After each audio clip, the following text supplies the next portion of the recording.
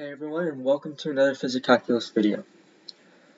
So the problem that I have for you guys today says use integration to find the moment of inertia of a thin slab with x and y lengths a and b respectively about an axis passing through a corner and perpendicular to the plane of the slab. So a couple things to note here. One is that we could very well use the parallel axis theorem to solve this problem here, but I think it's very beneficial to learn to integrate to find the moment of inertia, especially if you're planning on taking physics 2, because integrals are going to come up a lot in physics 2 for solving problems, and I just think it's really useful to learn to apply integration skills to problems in mechanics so you're prepared for electricity and magnetism. So that's why I'm going to have us do integration today. I'm going to show you guys how to integrate to find this particular shape's moment of inertia. And a few more things to note, just from a cursory glance at the problem. We're dealing with a thin slab, right? So that means that the width in the third dimension is negligible, and that means we're going to be integrating over an area, and that's going to be important for later. Alright, so let's draw a picture here. We have our slab, and if this is my y direction and this is my x direction, then we know that this side length here is A, this is A, and this is B. And we have an axis passing through a corner and perpendicular to the plane of the slab. So that's going to be right here. And because it's perpendicular to the plane of the slab and we're looking at the slab face on, then I drew this axis as a dot because we know that it's coming toward us, it's coming out of the page. But this is the axis right here. Alright, so now I'm just going to write down the moment of inertia integral equation. So that's going to be, let's see, right here. It's going to be I equals the integral of r perpendicular squared dm. Alright, what does this tell us? Well, r perpendicular is just the distance from any dm. So if we imagine breaking this slab right here up into an infinite number of infinitesimally small differential elements of the mass dm. So here's my dm right here, and then the distance from this to the axis that we're rotating about is going to be r perpendicular. The angle is going to change, but it's always going to coincide with the axis at a perpendicular angle. So this right here is r perpendicular. But we have this entire slab to integrate over, so that means r perpendicular is going to change. We're going to need to integrate over r perpendicular. And to do that, we're going to need to express r perpendicular in terms of x and y. So what's that going to be? Well, r perpendicular here, it's just for every dm, for every little infinitesimally small dm on the slab, it's going to have an x component and a y component. And this is just right triangle here, right? It's just components for right triangle. So our r perpendicular for each dm on this slab, our r perpendicular is going to be x squared plus y squared.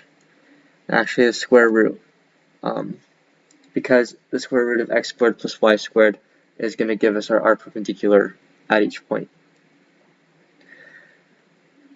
Okay, and what's dm going to be? Well, let's imagine breaking this up. We have all of our dm's, so dm, so all of our dm's we're going to have some constant for the mass density, and because this problem didn't explicitly say that we have non-uniform mass density, we can assume that we have uniform mass density, and therefore dm, one small section of this mass is going to have mass sigma dA. Now this sigma here, it's just a constant for the mass density. Because our mass density is uniform, it's just convention to use the Greek letter lowercase sigma for an area integration. And we know it's an area integration, dA, because we have two dimensions. So because this is a slab with components in the x and y directions, we need to integrate over the entire area. And it's a thin slab, so we know that it's just going to be over the area because the third dimension is negligible.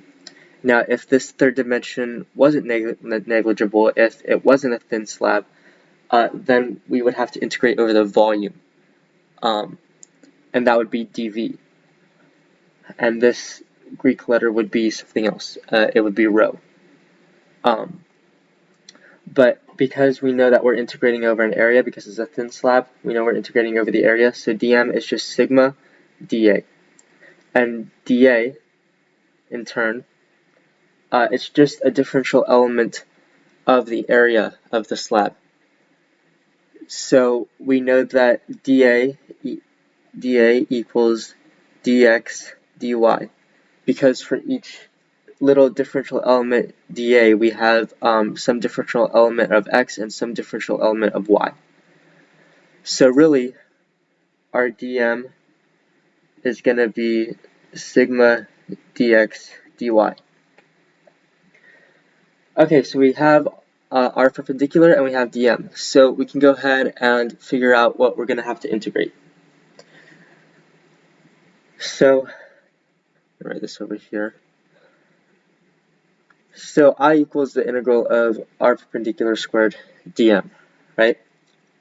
And we know that we're going to need a double integration because we have an area. Again, going back to that, the fact that we have dA and what I was saying, that we have dA equals dx dy. So we're going to need a double integral because for each differential element of mass dm, x and y are changing. So we're going to need to integrate over both x and y, and therefore we have a double integral. So, all that being said, we have I equals the double integral of the square root of x squared plus y squared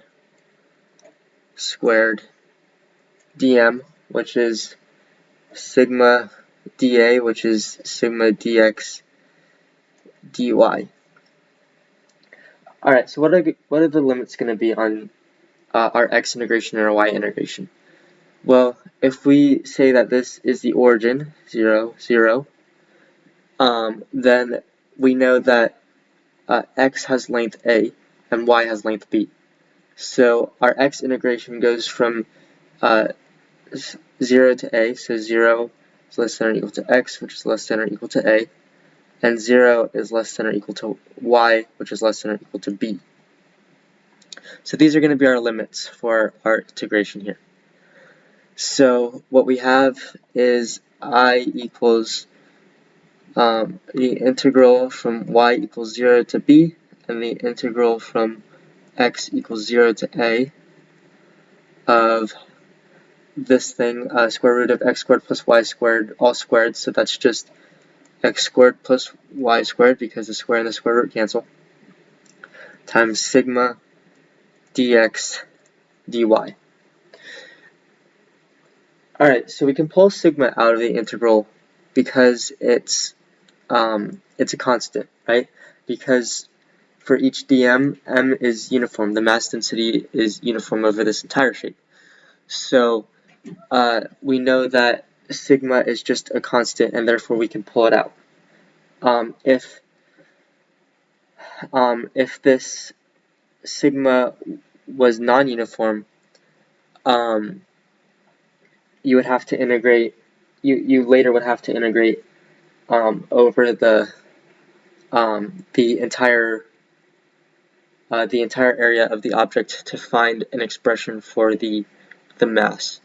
But we know it's constant, so we can pull it out right now. And actually, I am going to integrate later for that because I don't know it off the top of my head.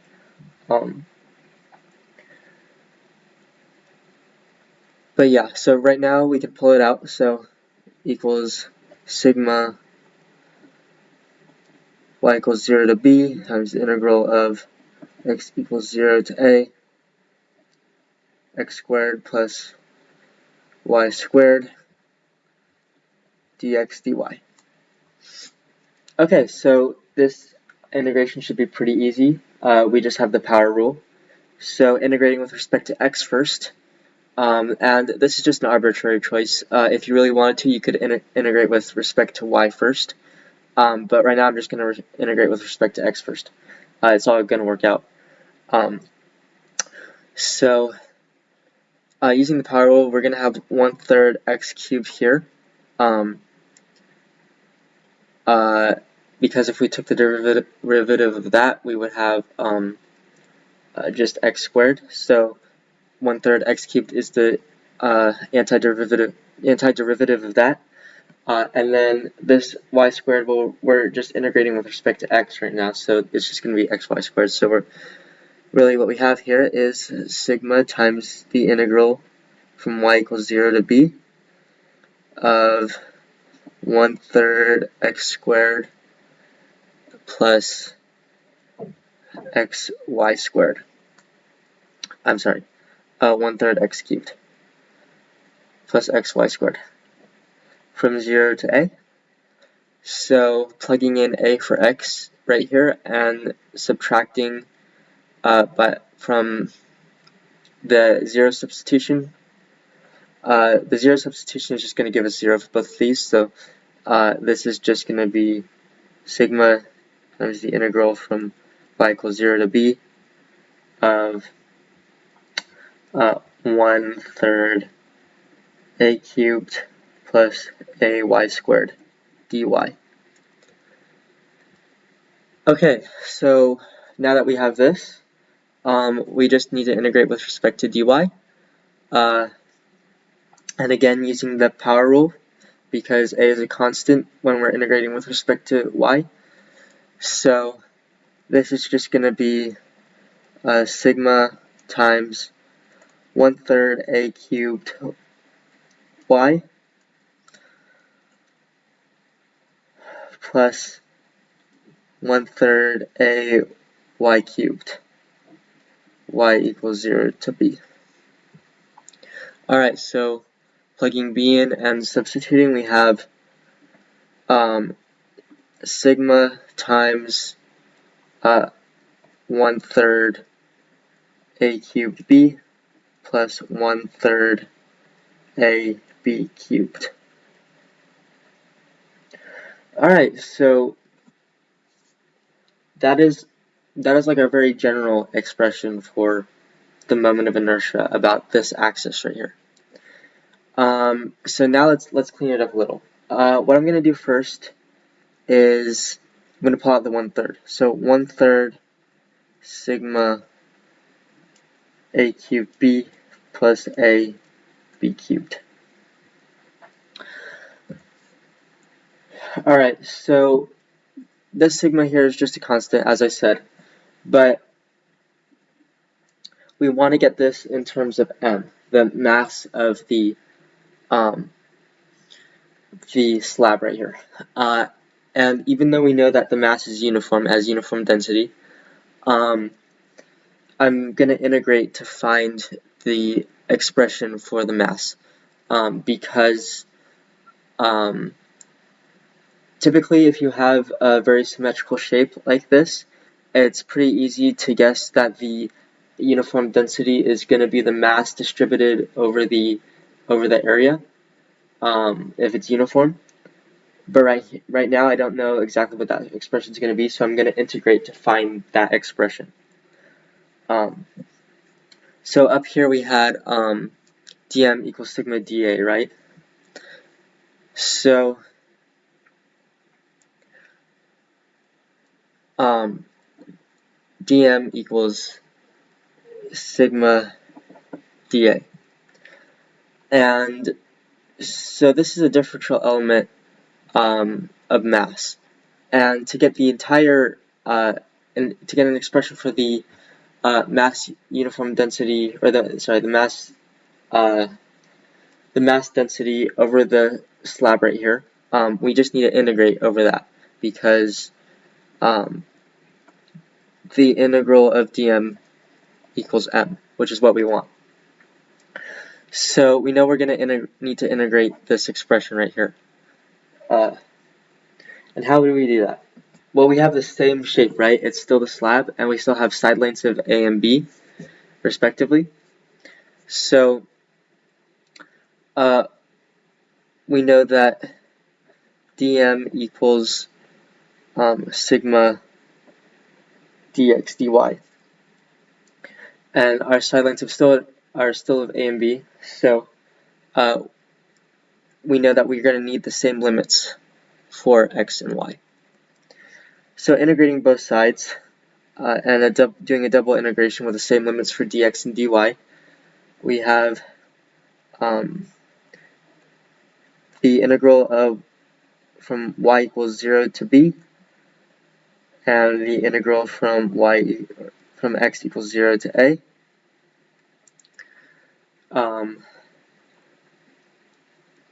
Of sigma dx dy. And because sigma is a constant, we can pull it out of this integral too. So really all we have here is sigma times the integral from y equals 0 to b, and the integral of x equals 0 to a dx dy. And again, I'm going to do the x integration first. So we have the integral from 0 to a of dx. And that's going to be really easy. We just, it's essentially just constant, just 1. So it's just going to be x. So we have sigma, there's the integral of y equals 0 to b of x from 0 to a dy. And so this is just going to be sigma times the integral from y equals 0 to b of a dy. And when we're integrating with respect to y, a is a constant. So this is just going to be sigma a y from 0 to b.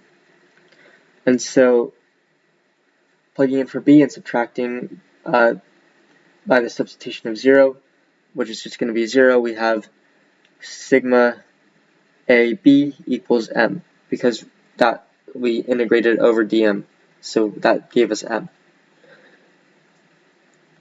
Alright, so now I want to get, I have m in terms of sigma, but I want to get sigma in terms of m.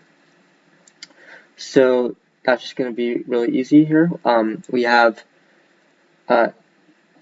m equals, I'm sorry, m equals sigma ab. So I'm sorry, we do have m in terms of sigma, which is exactly what we want. So you'll notice that we have sigma here, and so what I'm just going to do, I'm going to bring this expression down. We have 1/3 sigma times a cubed b plus a b cubed.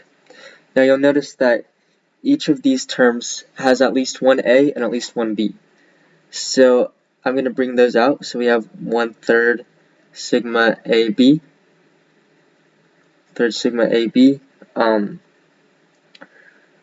times a squared plus b squared. And you'll notice that this expression right here, sigma AB, is exactly what we had down here for m. So we can so this right here is m. So we can plug that in, and that's going to give us I. So we have I equals 1/3 m a squared plus b squared. And that is the moment of inertia expression for a slab rotating about an axis perpendicular to the plane of it and passing through one of its corners. So this wasn't a very difficult integration problem. It just whenever you integrate over an object to find the moment of inertia, or anything really, it's just going to involve a lot of steps. But really what it all hinges on is describing the shape correctly in your coordinate system. Because if you get one part of if you get one part of describing the shape wrong, then that's going to mess up your entire calculation. So yeah, that's how I do this problem. Make sure that you know how to describe the shape correctly, and then make sure you know how to apply the integration rules to that shape. And that's going to set you up for success later in physics. So yeah, thank you guys for joining me today. Please leave a comment down below if there's anything you are confused on, or anything you want to see in the future. And yeah, I'll see you guys next week. Thank you.